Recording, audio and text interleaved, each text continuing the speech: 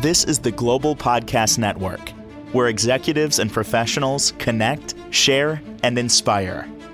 Stay tuned for the conversations that drive success.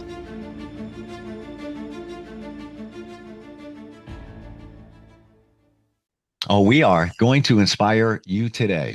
So I have a question.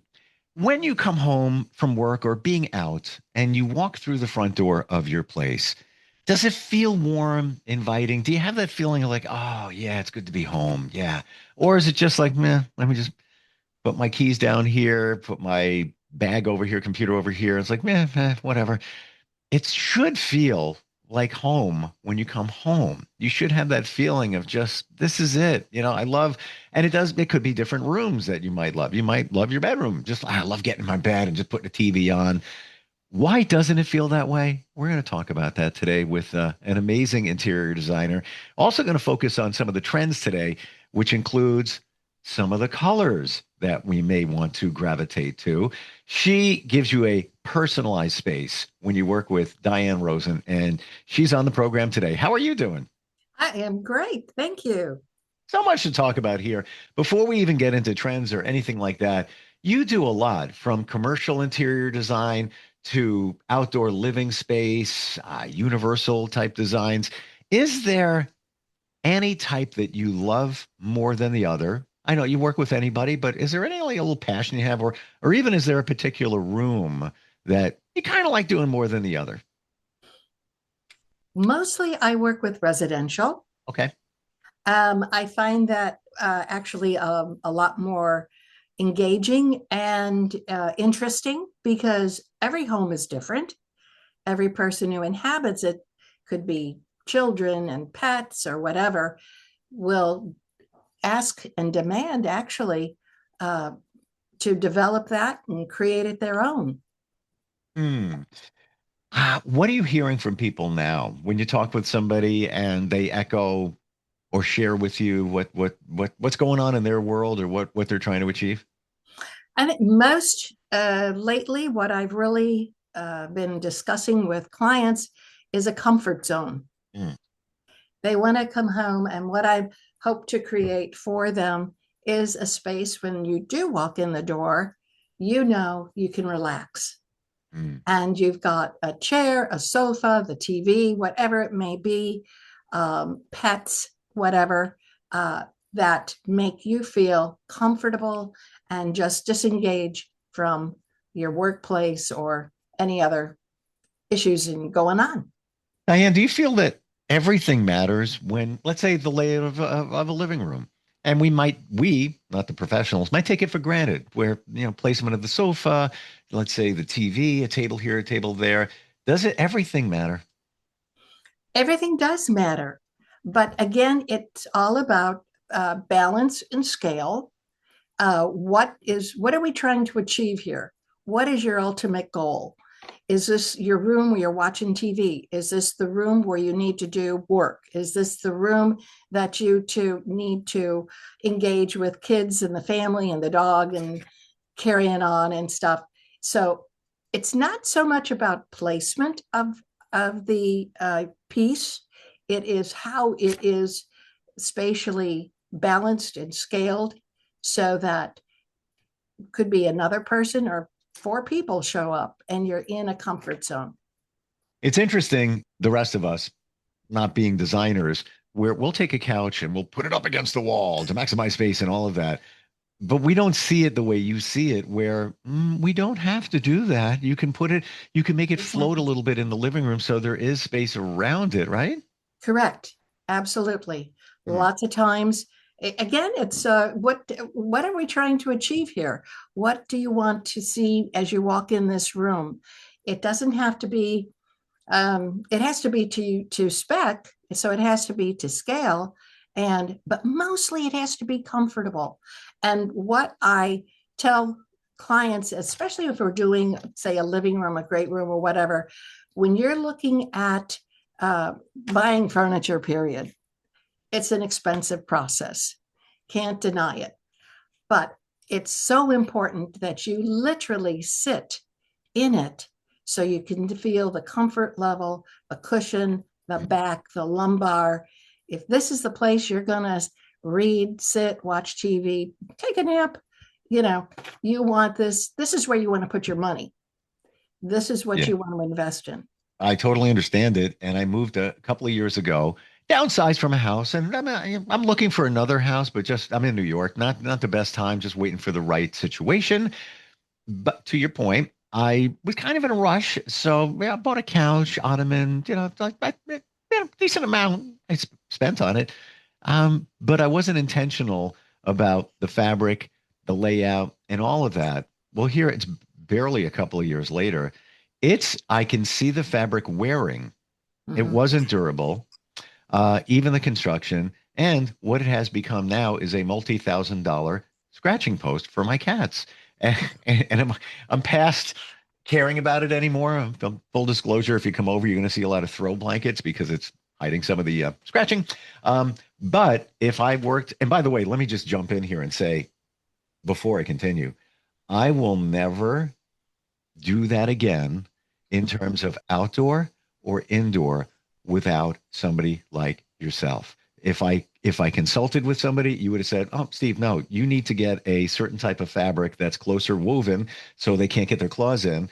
And I want to share with you, very transparent, I always am, that the house I sold, I renovated the backyard in about 10 years ago, 9 years ago, and massive. I made it a tropical paradise. Fantastic. And I'm kind of geeky. I trained some of the wires, managed the project, was also working a lot, not sleeping because I was up early doing morning radio. Kids were younger.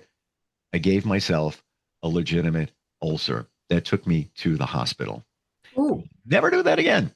ooh. So there's a reason you people like you are out there because you make things easy. You see things that the rest of us aren't going to see. And if we think we can take it on, we're not trained. We don't know. I just wanted to Mhm. share that with you. We need you. I appreciate your candor. The And truth. it's, yeah, and it's true. And I get a lot of feedback. So the question is, why do you need a designer? Well, for the very reason you're discussing. And mostly in renovations, it is all about having a plan. Mm, You can say, oh, I could just push this and do that. And there are so many other details that if you're not familiar with the house. If it's I'm in St. Louis, we have a lot of wonderful old buildings, homes over 100 years old. mm. They're my favorite, actually, because it's like a treasure trove going through different things. But the point is, if you're not sure about what to purchase or what to get, the value to go to a showroom, which we have here in St. Louis, two lovely ones, very good ones, that you can physically sit in, that you can test drive however it is you want to, be comfortable. Mm. Fabric and so forth will follow. And you're a happy camper at the end of the day. Now, even though you're in St. Louis, I would imagine, just like we're talking now, you can work with somebody virtually because Oh, you can yeah. see what their living space looks like. You can get their story. And I have to imagine too, Diane, that is part of the big part of what you do. You need to get their story. How do they live? How often are they Mhm. home? How often are they entertained? Got kids, got pets, all of that? Mm-hmm. Absolutely. That is huge. And Mm, especially if anyone has asthma or there's a disability, or if there's something that the stairwell is just too narrow or too small, that seems to be the homes here are, some of them are so old that I've done a lot of staircases just by wow. default. And that is something that brings us into universal design. But that is applicable for all of us, Mm. making it work. I'm going to give you three rooms. I want you to give me your favorite right now. If you, the first one you would tackle, kitchen, bedroom, living room. Which do you like to start with first? Again, this is, just pie in the sky here, throwing it out there. But in terms of your passion, every room is important, but Yeah, some like more than others. Is there any that stands out for you? kitchen. Okay. Hmm. Why? Because we spend most of our time in the kitchen. Now you could say you spend most of your time in the bedroom also. Agreed. Hopefully. But the kitchen is where you create, where you make, where you have conversation, where everyone usually gathers, and you need it to be first functional and then, of course, comfortable to maneuver. And what's out there today is just so exciting to show as far as cabinetry, shelving. I have a daughter who's rather short, and all the cabinets are way too high for her. But so I have different ways I can have her swing the door open and the drawers pull out automatically. And there's so many neat things that can be done, and product that is out there to check out. So I'm checking out your website right now. I went to the portfolio tab. I clicked just a random picture. I could see it was a kitchen. So we're Uh-huh. talking about kitchens. It looks very similar to the house I was just describing in terms of the cabinet layout, the color, and I had high ceilings in that house. And this one looks like open concept, of which mine was. Is open concept kitchens still a thing? And you think it will continue if it is? Oh yes. Oh Mm. yeah. Yeah, because regardless of as time moves on and how technology increases and all that, we still eat. Yeah. Yep. And We entertain. still congregate. Yeah. Is the living room, I'm not the living room, is the dining room kind of done unless you have Essay. lot of extra Yeah, space? Yeah. pretty much. I have been able to change and open up a lot of the older homes built at the turn of the century. Well, those are grand, and those a lot of times become useful spaces for other things, but also just opening them up to include into a great room, walk into a great room, family room type situation. Yeah, that has just really amplified, Mm. and I see it again in as years go by. I'm also hearing too that because of living dynamics are different now, a lot of the dining rooms and the space there is being changed to your point where um, children are coming back into the home, maybe in their 20s or upper 20s, maybe 30s, whatever, and they need their own space. They need to, even if it's just living space, to be segregated from the rest. Mhm. So walls are starting to go up there a little bit more, kind of a little bit taken away potentially from the open space concept, but it's the open space is still there. But Mhm. like the dining room, that turns into another room. It does, and the lower level very often becomes a section for a privacy space. A bedroom down there. In fact, I'm working on one right now, and she's got a huge lower level, but she has a relative going to be moving in, and he needs his privacy. So we're developing just that. Still plenty of room for whatever else, dogs, kids, and assorted things, but he can have his own bedroom, bath, and closet. Sure. So let's go to color. Sure. What's trending right now, Diane? Well, according to Pantone, Pantone is Oh, yes. Well, let's go there. Do you know what the color of the year is, a right? top, yes, and because I follow the color marketing group, um, that they've declared they call it cloud, and I went, Also known as, really? wait for it, here it comes. What color is it? White. Essentially. Yes. And I thought, really? But that would be, nobody asked me. So I thought, okay, but it is a trendsetter for sure. And Pantone is the high standard of the color world. Yeah. Yeah. And in the grand scheme of things, what will follow, I'll be just as interested to see, because it's a collaboration of people from all the various countries and continents Hmm. to group together and discuss what color is becoming most active, most presented. So factor that over to the side for a moment. I'm hearing that browns are big now. Even and even some greens Mhm. are showing up. Um, Coming back. what I always get confused between warm and cool colors. What category would the browns and those greens be in?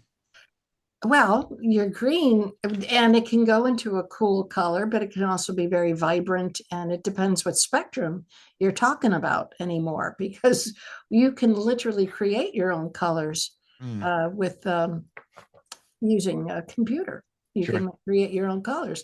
But in the grand scheme of things, brown is usually, on the warm side, and green usually depending on your shading, of course, depends, can go on either end. It can be very bright and when warm, it can be on the cool end into an olive practically. Mm. But in the grand scheme of things, yeah, to me, if just bringing back color is refreshing. I'm not buying that white thing. Well, I have questions about it. You can, yeah. Eh, It's like, really, didn't we have enough of the gray and the silver and everybody's yes. car? And if I wanted to, and where I am now, almost every wall is sort of very, very, very, very light gray. And Mm-hmm. it's okay, and it matches because the floors are gray. I Mm-hmm. don't have any carpet. It's all of that, and it's okay. But yeah, at some point, I'm going to change the colors. After a while, it gets kind of boring. It just eh. Yeah, it can be very, and I did in the last several years, rooms that were mostly gray. They were young people, and boy, that's what they saw. And we had multiple shades of grays and silver and color tones. And it can come off rather cold Hmm. and stark. Yeah. But that was, Accent wall still big. I did that. Well, funny in this studio office, which is in a building. I did accent walls, as you can see. That's yeah. over there in the background. The color's actually well, like a lighter gray. Uh-huh. And I did that in that home where our accent wall still a thing. Um, Depends. I mean, It's everything is so you don't have to agree individual. with me just because it's here. It's you know what? If it works, if it's appropriate, let's put Oh, it that okay. way. So I'm gonna give a scapegoat here. I have a marketing company as well, and it Yeah. matches the color in my logo. So there you go. Well, There's there a you reason. go. Yeah, reason And for being. it's fun, and it works for you, and it looks great. It's a great contrast off of gray. Yeah, and it's not things don't do it justice. If you look at it, on screen, it looks more like a orange. I was very intentional about not overdoing the orange pop. So Mhm. I went through probably about five different orange colors to get the one that, closest to the logo without going over the top. Yeah. But it just adds a little bit of spice to it. I don't think I could Sure. stare, at a white wall. I think I'd No. get bored. Exactly. Mm, Exactly. Well, gray was so prominent because it's so terribly neutral. yeah. You can put almost anything, but again, in the shading and color tone, it's all relative to what you like. So while we're talking about color, I've seen in the last year or so ceilings being painted, but actually being painted dark colors. I don't know. Is that a thing? And what are your thoughts? Depends on the room, Okay. depends on the size, depends really the size of the room. On a commercial level, usually the ceilings are quite high, Right. and doing a dark ceiling is really works quite well. It camouflages so much, and but if you're in a home, and depending again on the shade and the color of how dark that room Mm, can visually feel very small. I feel mm, like you're crowded in. It's a personal thing, and you can walk in and go, oh, it depends. So it's all about the scale. It's always about the scale and the size and that particular client and that particular room. it almost seems like a puzzle where you got to put the pieces Well, together it and is. It's and exactly a puzzle. the dark ceiling not going to fit the rest of the puzzle if the room is too small, etc. You mentioned one of your favorite rooms is kitchens.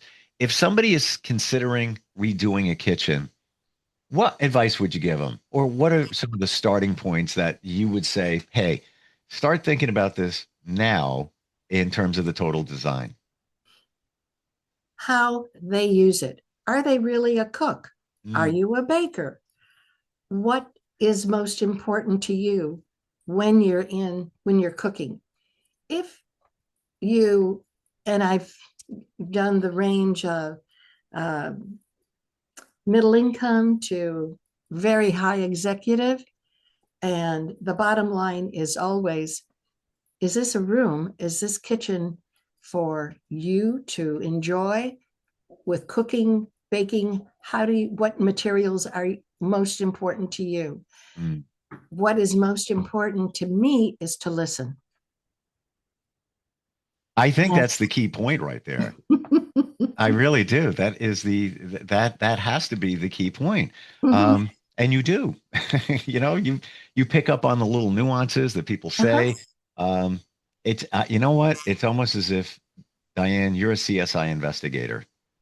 Well, uh-huh. Yeah, you got to get I'll to go with that. everything is evidence so that you can do your job best for the client. Um, Exactly. what's the best way to connect with you? If somebody's thinking about redoing something, maybe they want to pick your brain on it. What do they do? You can certainly go through my website now that everything is open, and it comes directly to my email. Hmm. And I what's your think, website? pardon me, What's your website? it's www.dianeroseninteriors.com. Gotcha. Um, And free yeah, consult if anybody has a question, even a starting point. I do. If we make a time, it depends what is needed. If it's a casual question and we can talk on the phone, no problem. Try to answer whatever I can. If I'm going to someone's home, I do charge for my time. Gotcha. As you should, because travel time. But it Mhm. starts with a phone call or maybe even a Zoom to get an idea. And yeah, So, yeah. final question. And by the way, I love the placement of the photos in the background, the way you Oh, did thank that, you. and how they are shown. And you have an affinity for photography too, right?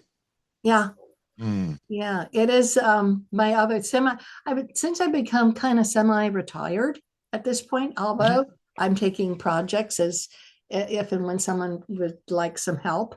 Sure. Um, but I am working on my photography and various colleagues that I've worked with. I show people as just give me your honest opinion, what you think.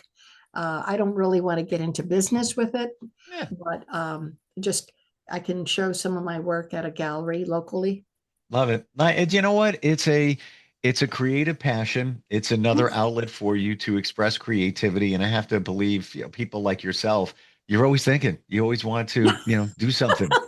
Uh, That's very true. love it. It's in your DNA. It's in your DNA. Uh-huh. Wonderful talking with you. So much more to dig into next time we get together. Maybe we'll go into another room, whatever it may be. And I'm looking Sure. forward. Thank you so much. Okay. Very good. Thank you so Thanks. much. Thank you. We'll be right back. This is the Global Podcast Network, where executives and professionals connect, share, and inspire. Stay tuned for the conversations that drive success.